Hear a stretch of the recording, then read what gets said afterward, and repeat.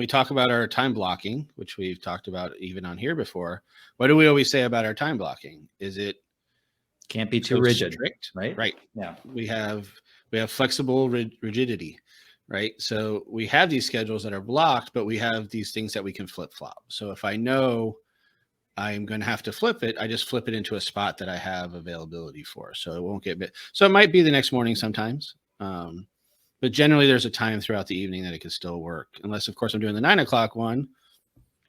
Sometimes it gets moved to 11. I'm having my bedtime get started a little later that night, or my wrap up stuff or my dinner gets changed around. That happens.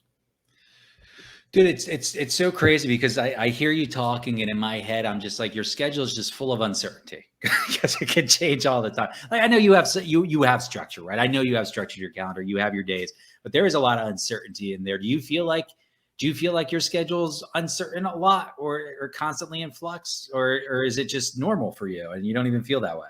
Well, goes back to my favorite thing we talk about is perception, right? Because yours is so rigid or regimented throughout the week, where it's very consistent normally. Mine seems more chaotic to you, but because I know mine's in different times in different places, it's actually very regimented for me, because I just know my schedule is going to be different. So it's built in that way. Right now, if I was coming into the week and going, oh my God, what does this week have in store for me? It could be a little bit more crazy, but I generally know what my week looks like. I just know it's moved around a little bit, but so it's still scheduled. It still has a plan behind it. It's just not that same, it's that perception, right? Of, can you still have the structure and stability, even if there are different times? And some people can't. Some people have to eat their meals at a certain time. They have to go to bed at a certain time. They have to wake up at a certain time for them to be most effective. And that's great for them. And then there's other people like myself where we don't need that. I don't need to hit a certain bedtime. I know how to get my enough hours of sleep, but it doesn't have to always be the exact same. And I think that's when we talk about like reading those books and doing certain things where people try to fit into, because it works for one person, that it has to work for them. And that doesn't always become true. There's a lot more flexibility in our lives, depending on how you're made, right? And that's where people figure it out for themselves. Books are like networking, right? When you go networking, you're not trying to meet every single person in the event. You meet 2 or 3 good people. It's a great networking event. When you read a book, if you can take 2 or 3 great ideas from a book, it's a great read. You don't need to take every single thing from the book and call it a failure if you don't. When you read a book, I don't think most of us are built to fully adopt somebody else's full system. And I mean, there's books out there that, I won't mention any names, Miracle Morning, that are like, oh, if you don't do it exactly this way, you're going to be unsuccessful. And then it's where they preach that throughout the whole thing. Is like, if you don't do it exactly how I'm telling you, you'll never be rich. This is how millionaires are built. Like, no, that's not true. That's crap.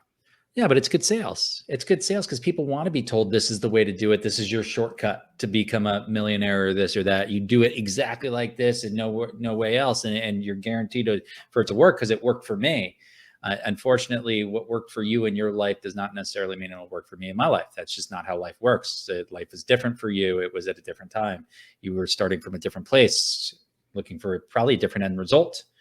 I mean, it's just that never fully works, but it sells well. Different strengths, different weaknesses, so many differences. We're all unique. We're somewhere on that spectrum, and to try to make one size fit all for everybody, it's impossible.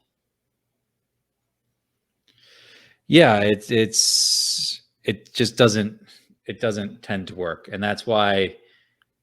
While I like helping people with systems, Doc, it's not one of the things I like to focus on with our individual coaching. It's more about soft skill development. It's about refining and leveling up skills and strengths and identifying weaknesses and figuring a way to shore those up or delegate them out, put them off to someone else who has it as a strength.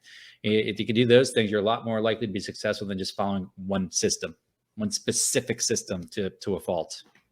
Right. And that's what we like to talk about a lot when we're working with people, is figuring out that system for you. As we just had that wonderful comment, You might be able to see. I can't see the names. I know you can sometimes. But I Jump love over the and check it phrase out. "comfortably rigid." So I do love that one. We use it a lot. Who came Rigid up with that? flexibility. I use rigid flexibility all the time for people because they understand it. So yeah, it is a great phrase.